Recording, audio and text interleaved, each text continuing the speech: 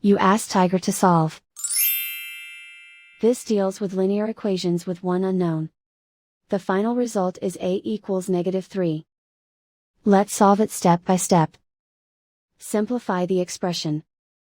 Expand the parentheses. Multiply the coefficients. Simplify the arithmetic. Group all constants on the right side of the equation. Add 105 to both sides.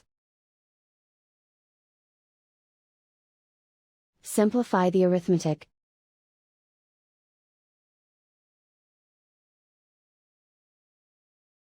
Isolate the a.